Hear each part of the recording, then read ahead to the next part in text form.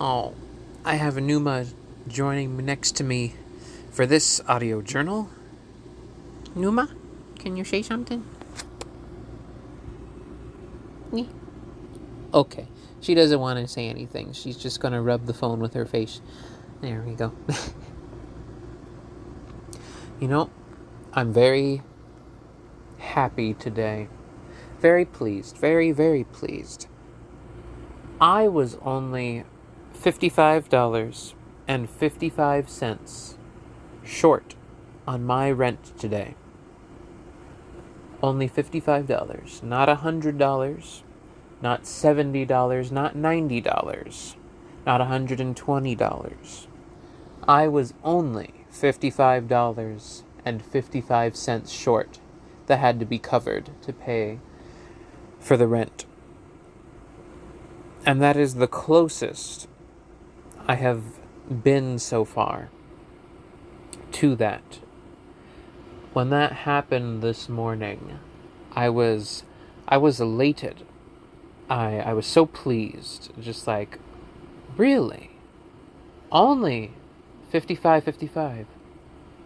That close? That close. I'm right, that's almost 95%. 95% of the rent covered by me alone doing the work I've been doing. Now, I'm not sure why necessarily it hasn't been like that each time, so I'm gonna go study and see why. It could be timing of payment. It could be that sometimes the day for the rent falls on a time when the job hasn't paid for that week, because there's a bit of a range. There's a latest buy where the payment will come in, but it can come in at least 2 days before that, so I wonder if that's the case. I'll have to see why, but $55.55. And that got me over. Well, if I had made that much, I would have been exactly at that point. It would have been exact, and I would have been able to carry the weight of the lot payment. But now I gotta think, I'm thinking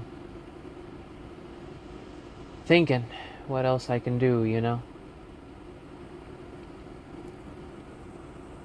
That's very close, very close. And other than that, for today, I mean, it was a good day at work. Last night I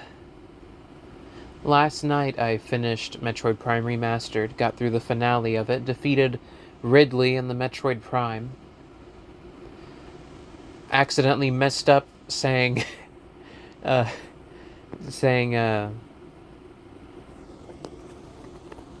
see, I'm about to do it again. I'm literally about to do it again. Kensuke Tanabe. I said Daisuke Watanabe, who was not the now resigned retired producer of Metroid Prime and several other games. No, Daisuke Watanabe. There's two particular ones. One of them is a writer for Square Enix, and the other is a voice actor, a seiyuu, who's worked on anime and stuff. It's funny. Like, yeah, I did see Daisuke Watanabe's name earlier when I was looking up like game writers and things like that, looking up Square Enix and Final Fantasy. So I mixed up their names and said Daisuke Watanabe when I meant to say Kensuke Tanabe. I kept watching the upload of the video to see the moment it uploaded so that I could comment and address that really quick. And then I went to bed. But I got home, and it feels odd now. It feels odd now because that was kind of giving me something to do, playing Metroid Prime. So I got home, and then I realized, although there's no more parts of Metroid Prime to make, I did it. I did it. I beat the game. It's done. Uploaded the finale yesterday, and I was like, oh, well, now I can now I can do my journal. Now I can work on work and do my other video ideas when it comes time to record a video. It's refreshing. I got really used to, playing for an hour. It being on my phone, uploading it, and then while it uploaded, going into Canva, making the thumbnail, and smacking it on there, and, 9 hours, 6 hours later, presto, video uploaded. Yeah. Well, today I got an Uber ride home. That was interesting. Yeah, I didn't get picked up by the other person. Interestingly, the first Uber ride was canceled. And then another one was scheduled, and I get the feeling that the other person probably messed up and put a particular destination that they didn't mean to do. And so canceled it and quickly redid another one with my destination, of where I'm living. So that was interesting, and then I left. And at work today, I feel like I'm growing a closer camaraderie with my co-workers. Mainly like 2 of them seem to be getting more casual, which is interesting. It's nice. Still like business. I'm very straightforward like that, I don't think I'll ever be totally, personal. I'll probably stay impersonal, but it's friendlier. It definitely is friendlier. And I've been finding ways to not have to cook at home to save budget on food. That way, I only cook the food that I have during the weekdays. Otherwise, I'll start to go hungry. So I've been figuring that out. Save me on food. Because even though this time I was only 55 short on rent that had to get covered, I'm still not making enough to actually cover my own food or groceries or things like that. Yeah. Even though I can cover a healthy chunk of the rent. Yeah. Still can't afford to properly feed myself, and thankfully I work at a place that gives free food. So for 3 days I don't have to use up my home supply. But, yeah. I was thinking to myself yesterday, and this will probably be a short journal, but I wanted to talk about this for right now. I was thinking about this yesterday, but I realized with the way I grew up that a lot of the time I have a hard time believing that people really feel the way that they show they do, or say that they do. I have a natural predisposition towards disbelieving that people are being genuine, constantly sort of monitoring people's reactions and actions, and just to see if they're being for real or serious, or it's a strange thing, like whether they actually are genuinely interested in something or just being just humoring, or just checking to see if people's motivations.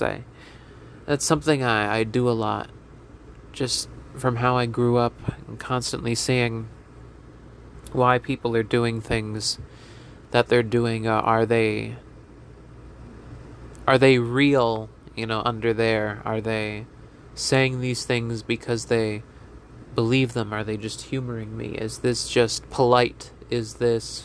What is this exactly,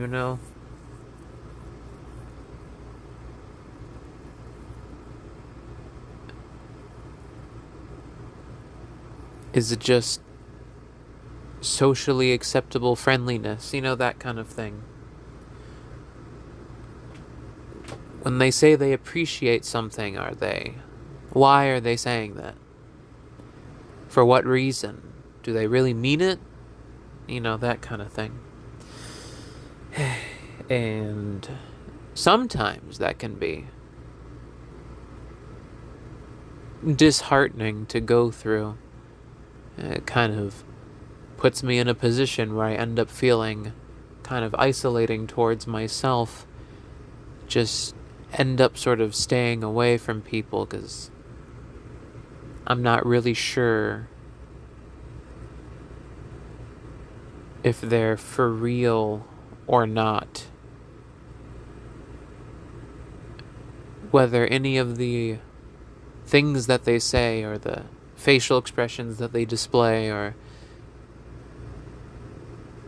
at least the emotions that are enacted, acted, emoted, whatever you want to refer to it as, are actually real or just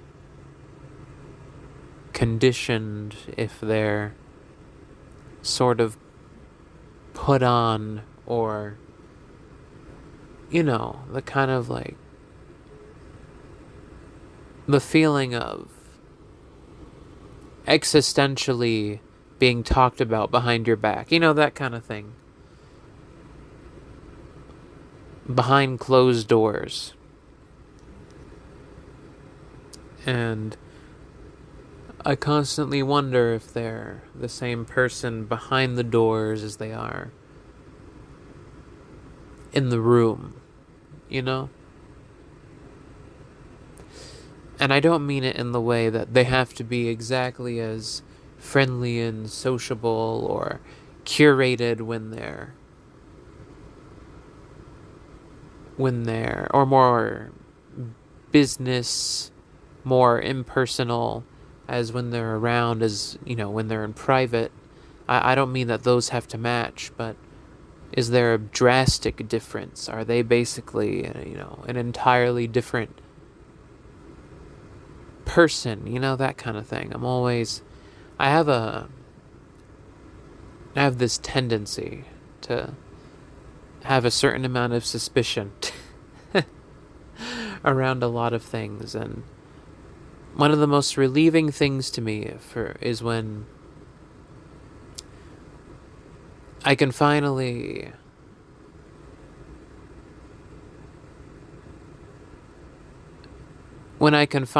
feel a sense of relief that this person is this kind of person.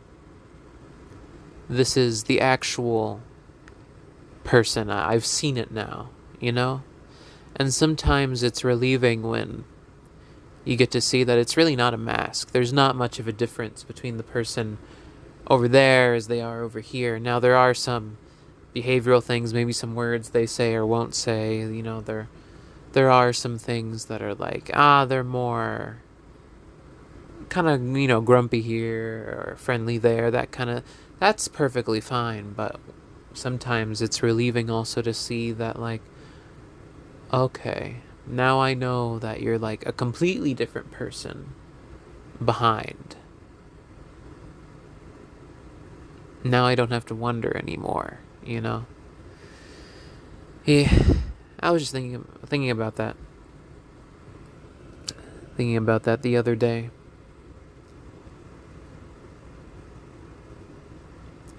Just sometimes even when I am with my one very good friend, I'm wondering to myself, does he even want to be here? Does he even care about what's going on? Now, I do know a lot of the time that he really doesn't show interest in things that aren't his immediate interest and things like that. And I do know that, we do get along best over the things that intersect with what he's interested in. That's a bit different, though, from what I'm referring to, which is the feeling of like, does he even want to be here? Or does he just want to, get out and go somewhere else? That kind of thing. Why is he here? Is it out of politeness? That kind of thing, where I'm wondering what the person's angle is, the motivation. And the best way I've learned to work with that and to handle it is, those thoughts are fine. Those thoughts are fine, but you know what? Go with the flow, and as long as they're here, and just go through the moment, essentially, how you hope it's going, or how you hope it would go, that kind of thing. I just kind of let go of trying to control the whole thing and see how it plays out, because I can't read the other person's mind, I can't control them. I'm not God or anything like that, Who am I to try and necessarily divine their intentions and motivations? Now, that doesn't mean that I can't read the room. And, like I did with that group I was in, I could read the room and say, like, okay, there's not much of a future here.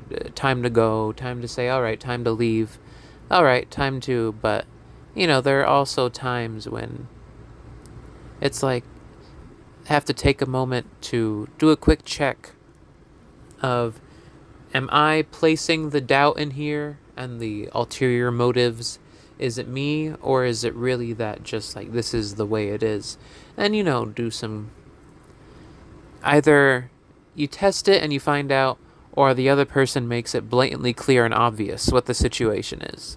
And it's nice when the other person makes it blatantly clear, because then that saves you the mental energy and time of going through all that. Yeah.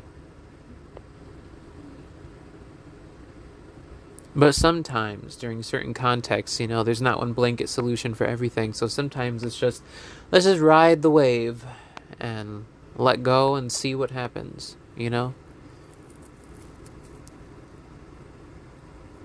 Would this person be here if they didn't want to be? Just find different things. And, if it is an obligation, if you've tested it or the person makes it clear this is an obligation, and, maybe it's best if you just let things go and move on, That's one thing. Everything's so situational. Everything's so contextual. Sometimes you just gotta go with each situation and your gut, your instinct. And other times, your instinct might stink. It sucks. It makes you do, makes you make assumptions, bias, and things like that. That's why kind of figured it's good to have anchors, things that kind of keep you held in reality, help you to assess the situation better and determine more clearly what's going on around you, Yeah. But I'll go ahead and end this journal around here. It was a lonely Good Friday yesterday. It's been a nice Holy Saturday. And tomorrow, I hope to be a good Easter Sunday. Still gotta go work tomorrow. Still gotta go to my job. Go with the Easter crowds and see what happens there. So, one more day of work for this week. See what happens. Happy Holy Saturday. Yeah. Alright. Go ahead and end this one here.